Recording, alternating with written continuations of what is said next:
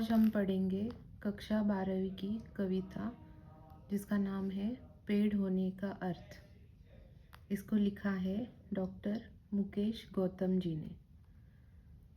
कवि का परिचय। डॉक्टर मुकेश गौतम जी का जन्म उत्तर प्रदेश के सरहानपुर में हुआ। आधुनिक कवियों में इनकी विशेष पहचान है। इनकी कविताओं की भाषा सरल व सहज है। इनके काव्य में स्वाभाविक और लोक व्यवहार के बिंब, प्रतीक और प्रतिमान आते हैं। इनकी प्रमुख कृतियाँ हैं अपनों के बीच, सतह और शिखर, सच्चाइयों के रूबरू, वृक्षों के हक में, लगातार कविता, प्रेम समर्थक है पेड़, इसकी क्या जरूरत थी आदि। विधा परिचय। नए भावबोध को व्यक्त करने के लिए काव्य क्षेत्र में नए प्रयोग शिल्प और भाव पक्ष के स्तर पर किए गए हैं। नए शब्द, नए प्रतिमान, नए उपमान और नए प्रतीकों को तलाशा गया है। ऐसी ही कविताओं को नई कविता कहते हैं। नई कविता आज के मनुष्य की जिंदगी का दर्पण बन गई है। पाठ का परिचय है। कवि ने यहाँ पेड़ को शिक्षक के रूप में प्रस्तुत किया है। पेड़ मनुष्य का हौसला बढ़ाता है। वह परोपकार की भावना को बढ़ावा देते हुए संघर्ष करने के लिए प्रेरित करता है।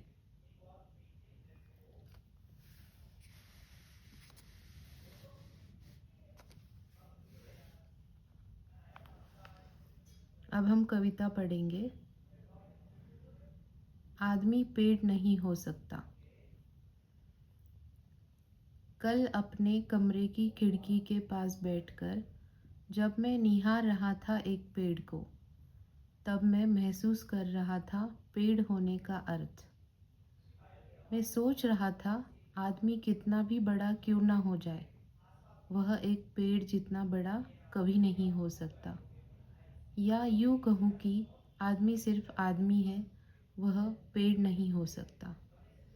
इसका मतलब यह है, कवि कहते हैं कि वह कल अपने कमरे की खिड़की के पास बैठकर एक पेड़ को देख रहे थे। उस समय उन्हें पेड़ होने का सही अर्थ समझ में आया।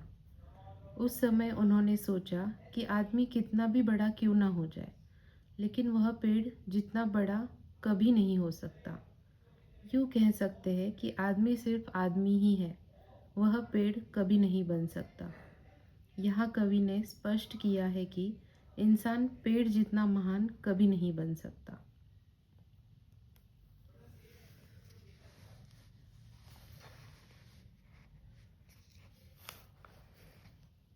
हौसला है पेड़। अंकुरित होने से ठूठ हो जाने तक, आंधी तूफान हो या कोई प्रतापी राजा महाराजा, पेड़ किसी के पाँव नहीं पड़ता है। जब तक है उसमें सांस, एक जगह पर खड़े रहकर हालात से लड़ता है। जहाँ भी खड़ा हो, सड़क, झील या कोई पहाड़, भेड़िया, बाघ, शेर की दहाड़, पेड़ किसी से नहीं डरता है। हत्या या आत्महत्या नहीं करता है पेड़। थके राहगीर को देकर छाँव व ठंडी हवा, राह में गिरा देता है फूल और करता है इशारा उसे आगे बढ़ने का। पेड़ करता है सभी का स्वागत, देता है सभी को विदाई। गांव के रास्ते का वह पेड़ आज भी मुस्कुरा रहा है, हालांकि वह सीधा नहीं, टेढ़ा पड़ा है। सच तो यह है कि रात भर तूफान से लड़ा है, खुद घायल है वह पेड़, लेकिन क्या देखा नहीं तुमने, उस पर भी सुरक्षित चहचहाते हुए चिड़िया के बच्चों का घोंसला है। जी हाँ, सच तो यह है कि पेड़ बहुत बड़ा हौसला है। कवि यहाँ पर कहते हैं कि अंकुरित होने से ठूठ होने तक, अर्थात सूख जाने तक की अपनी जिंदगी में पेड़ कभी किसी के सामने नहीं झुकता, फिर चाहे वह आंधी तूफान हो या राजा महाराजा। जब तक वह जिंदा है, एक जगह खड़े होकर वह परिस्थितियों से लड़ता रहता है। पेड़ चाहे जिस सड़क, झील या फिर पहाड़ के पास खड़ा हो, वह कभी भेड़िया, बाघ या शेर की दहाड़ से नहीं डरता है। वह न किसी की हत्या करता है और न ही आत्महत्या। वह थके हुए राहगीर को छांव व ठंडी हवा देता है और उनकी राह में फूल बिछाते हुए आगे बढ़ने का संदेश देता है। वह आने वाले सभी लोगों का स्वागत करता है और फिर प्यार से उनकी विदाई भी करता है। कवि कहते हैं कि गांव के रास्ते में खड़ा वह पेड़ आज भी मुस्कुरा रहा है। हालांकि वह अब पहले की तरह सीधा नहीं है, बल्कि थोड़ा झुक गया है। ऐसा इसलिए क्योंकि रात भर तूफान से लड़कर वह घायल हो गया है। इसके बावजूद भी क्या तुमने देखा नहीं कि उस पर चहचहाती हुई चिड़िया के बच्चों का घोंसला अब भी सुरक्षित है? सचमुच ऐसा उसके साहस के कारण ही हुआ है। यह सच है कि पेड़ का हौसला बहुत बड़ा है।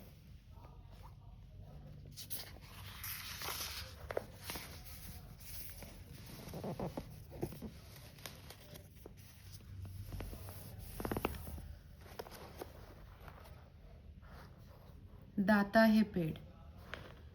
जड़, तना, शाखा, पत्ती, पुष्प, फल और बीज हमारे लिए ही तो है पेड़ की हर एक चीज़।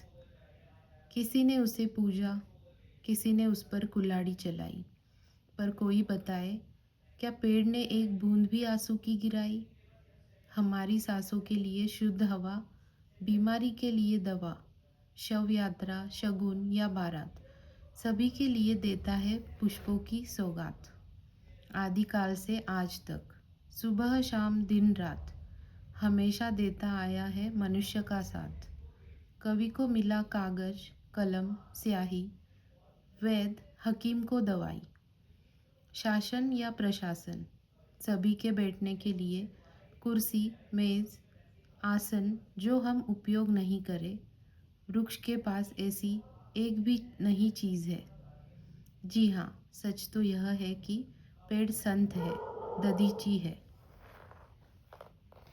कवि कहते हैं कि जड़, तना, शाखा, पत्ती, फूल, फल और बीज जो कुछ भी पेड़ से मिलता है, वह सब कुछ हमारे लिए उपयोगी है।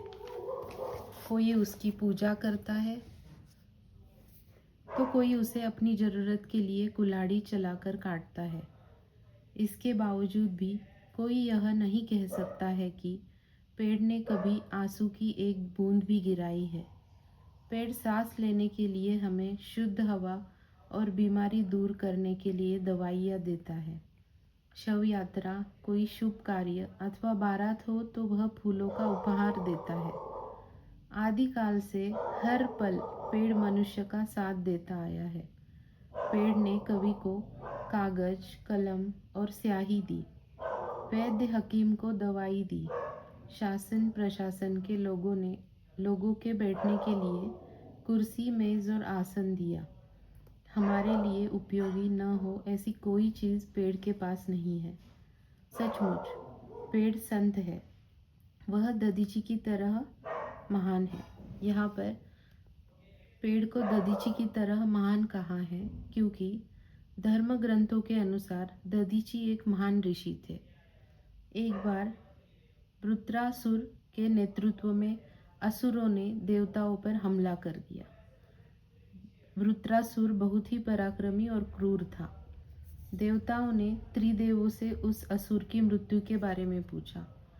इस पर त्रिदेवों ने बताया कि पृथ्वी पर रहने वाले महर्षि दधीची की हड्डियों से बने वज्र नामक हथियार से उसकी मृत्यु हो सकती है। जब दधीची को इस बात का पता चला तो उन्होंने हंसते हंसते अपने शरीर का त्याग कर दिया। फिर उनकी हड्डियों से इंद्र ने वज्र बनाया और वृत्रासुर का वध किया।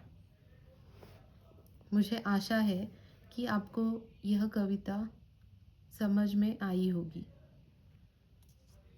धन्यवाद।